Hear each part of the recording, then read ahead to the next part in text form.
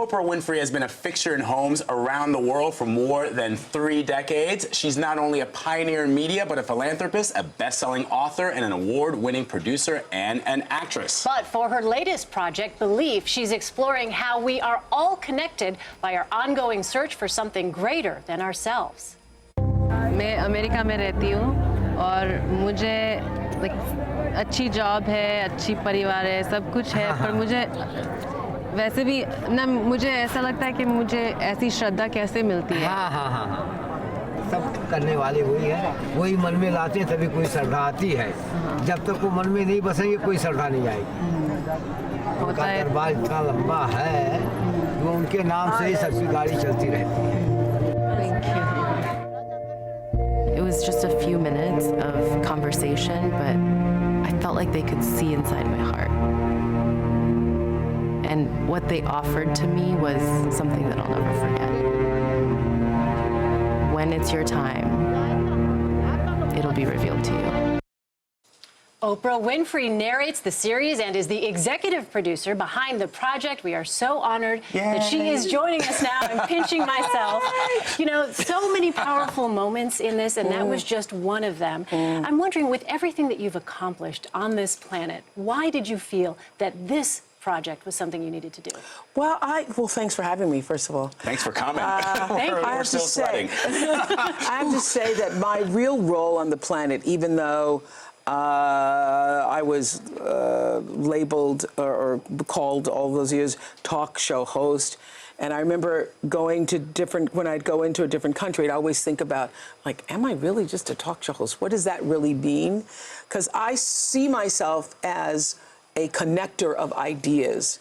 And so the real role for me is to use what I've been given in order to tell stories in such a way that people see their own lives in those stories. So the longing and the searching and the desire to be a good person and to find a way to make ritual out of that, to be the longing to want to have compassion and kindness and all that.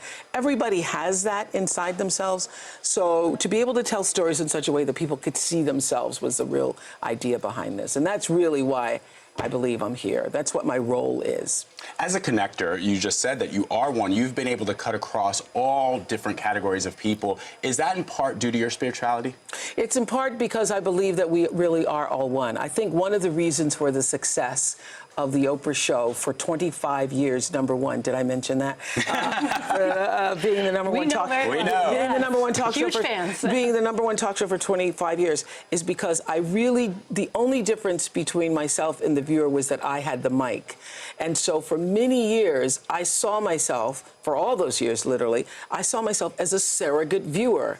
So I had the courage, just as you all do. You have the power, but also the courage to ask questions, because I'm not just asking a question for myself, I'm asking a question for the viewer. So I see myself as, being connected to everybody. And in doing that, there is no sort of hierarchy. That's why I don't like the word fans, and I don't use the word fans when I refer to people who watch the shows, support the magazine, because fan implies to me that you're up here and they're here. So I see them as my viewers, my supporters, the people who are linked with me in the sharing of these stories. I'm wondering, over the course of your work on this project, Belief, how did that affect your own faith? Did it deepen your faith? Of course, that's such a beautiful question. I didn't think that it would. But it's very difficult to watch, particularly in the second episode. There's a story about a young girl and her fiancé who had only been dating for 10 months. And then he has this tragic accident, and he is paralyzed. I was reaching for the tissue box for that one. Yes, and you know, a lot of people say, well, I have to stay because through sickness and in health because I took the vows. Well, they end up getting married even after she realizes that this is not the person that I originally thought he was going to be, but their love and their Christian faith is so strong that they do. So it's hard to watch that and not think about what would I do and what true love really, what it really means to love someone for who they are and not what they have to offer or what they do, you know? You have said that you are a spiritual person. I love Mendel Horowitz. He's this 13-year-old little Orthodox Jewish boy who is so rock solid in his faith. Isn't he? He is, I mean, to know where you stand on your spirituality at such a young age. And then you have that guy, John Davy, who's doing the walk to St. James, who is lost at 65 years old. Were you at a very young age also that as connected as Mendel, or did you find yourself as you got older? I was so connected, Mendel. Vlad, I was so connected that I was at 7.5 trying to debate whether or not, because the story that most relates to me is actually the first one, Cha-Cha. But I was a Mendel because I was trying to decide whether I was willing to give up sin at 7.5. I remember sitting, you know, like in the Baptist church, the doors of the church open, and now those of you who come and join the church. And I remember thinking, can I give up sin? I don't know. That's at 7. At 7. Then I turned 8, and I was thinking, can I give up sin? I don't know. And about 8.5 ago, I can do it. I can give up sin. Yes, yeah. Wow. No, but unlike Mendel, I was taught not to ask questions. Yeah, because he says that you start questioning things. That's the essence. Asking, is God an old man with a white beard and all that? So I love the idea that the Jewish faith, which I did not know, that a part of the Jewish faith is about asking those big questions. I was afraid to ask the questions. I thought, I will be struck by lightning. Or none with a ruler in my case. Yes. Is it true that you have asked the question when interviewing candidates for president of the network, of OWN Network, what is your spiritual practice? Yes, I did. Who told you that? That's so personal. Well, we have do our homework. You do your homework. That's really good. Nobody's ever asked me that question. That's a deeply personal question. Well, and you know what? I asked that question when I was interviewing people to become president of OWN because my whole work is about living in the spirit space, not the religious space, but the spirit space. The spirit space is the authentic space. So spiritual practice is, for me, what do you do to take care of yourself? And every time I ask that question, people would get thrown. People would start saying, well, I don't go to church much. I go, I'm not asking you about church. I'm asking you, what do you do to nurture your own spirit? Because a president, somebody who's running your company, who doesn't take care of themselves will not take care of other people.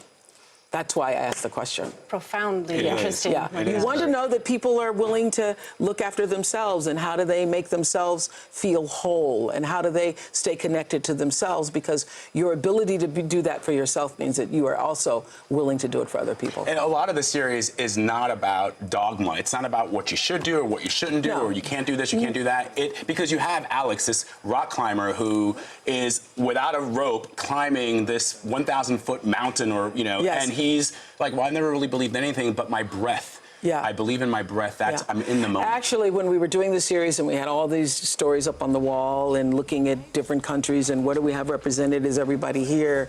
And we tried to get everybody, but I just did a thing at my house, and the 6 said we were not included. So we didn't include every religion in the world, but I really appreciated Alex being able to live in the present moment, just to follow his breath, and that thing of, I just want to be a good person in the world. Right. So I think that there's, I think the whole point of the series is to show that there's a big, wide, open space that is the space of all of our hearts if we're willing to let ourselves go there, and everybody. So it's not just about, we talk a lot about tolerance,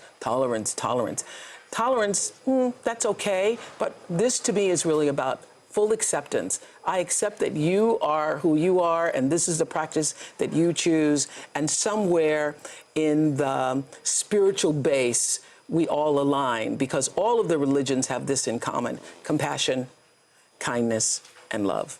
And you see that. You see the that. Nigerian. You see that. The 2 Nigerian men. You see that the connection that the rabbi has with his son, Mendo, and Terry Lucas, all the way in Australia, on the Aboriginal songline, has the same feeling for his grandson. So when he says to him, "Buckle up your seatbelt," I cry every time. I mean, every time. Yeah, every time. It's Oprah meaningful. Winfrey, connector of humanity, really, revealing things. Trying to. Yes, we thank you so much. Thank you, Oprah, for very your much. time. It's We so cannot great. tell you what an honor it is. Well, thank you. Thank you.